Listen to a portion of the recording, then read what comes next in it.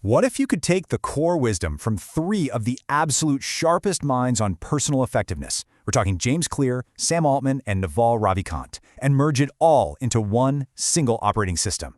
Well, that's exactly what we're going to do right now. We're building a unified framework for effectiveness, pulling directly from their best ideas. Let's dive in. So here's our game plan. First, we're going to start at the ground level with the incredible power of tiny daily improvements. Then, we'll figure out how to aim all that power in the right direction. After that, we'll build the actual engine to scale our efforts. And finally, we'll zoom out to see the long-term strategy that really ties this whole thing together.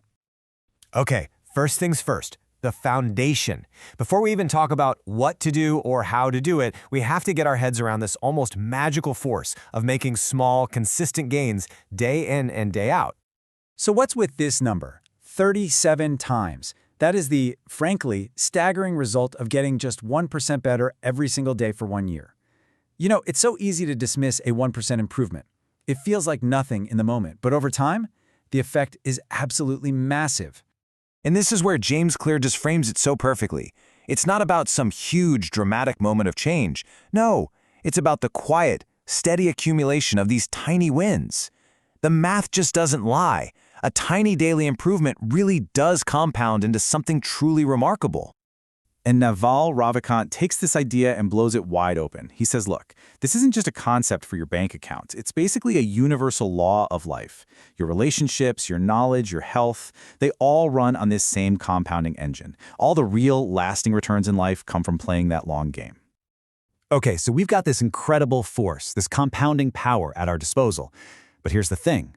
This power is neutral. It can work for you, or it can work against you. And that brings us to what might be the most critical question of all. How do we decide where to point it? All right, so now that we understand the power we're wielding, we need a compass. This next part is all about making sure we're pointed in the right direction from the very beginning. Sam Altman just lays it out so clearly here. We can be the most efficient person on the planet, optimizing every last minute of our day. But if we're climbing the wrong ladder, well, then none of that hustle really matters. The direction you're headed is infinitely more important than how fast you're moving. So, how do we find that right direction?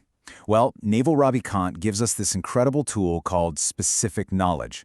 This isn't something you can get a certificate for. It's not what you learn in a classroom. It's that unique thing at the intersection of your natural talents and what you are genuinely deeply curious about. It's the stuff you do where time just seems to disappear. And here is the absolute key insight. When you operate from that place of specific knowledge, you're just being you. You're being authentic. And when you do that, you sidestep the whole rat race. Competition kind of becomes irrelevant because you're playing a game that only you can win. You are the niche. And James Clear just beautifully ties this big, abstract idea of identity right back to those tiny 1% actions we talked about. Your specific knowledge isn't just some theory, it's literally built brick by your daily habits. Every small choice you make, every action you take, is casting a vote for the kind of person you're becoming. All right, we have our foundation of compounding, and we have our compass of specific knowledge. Now we need the engine. We need a way to make progress almost automatic, and a way to multiply our output without multiplying our effort. James Clear makes this huge distinction. He says we should obsess less about goals and more about systems. See, goals are these temporary finish lines, but systems are the processes that you live by every single day. And here's the real kicker. You don't rise to the level of your goals. You fall to the level of your systems. Your system is what keeps you in the game. So, how do you actually build a good system? Well, this is basically the blueprint. Clear's 4 laws of behavior change give us a super simple, actionable framework. You want to build a good habit? Make the cue obvious. Make the craving attractive. Make the action easy. And make the reward satisfying. That's it. And what about breaking a bad habit? You just flip the script. You invert the laws. Make the cue invisible, the craving unattractive, the response difficult, and the reward unsatisfying. This simple, elegant framework is basically the software that runs your personal systems. Now, let's add the hardware to our engine. Leverage. Naval Ravikant explains that the old forms of leverage, things like labor and capital, they required permission and were pretty limited. But now we have these new forms, things like code and media. They have basically zero marginal cost of replication. You can write a piece of software or record a podcast once, and it can literally serve millions of people while you sleep. And this is the most powerful part of it all. This new leverage is completely permissionless. It's democratic. You don't need to ask anyone's permission to write a blog, to create a video, to build an app. You can just start.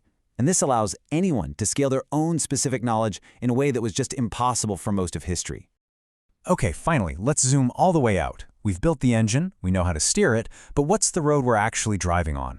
This last section is all about the big picture strategy, playing the long game with the right people.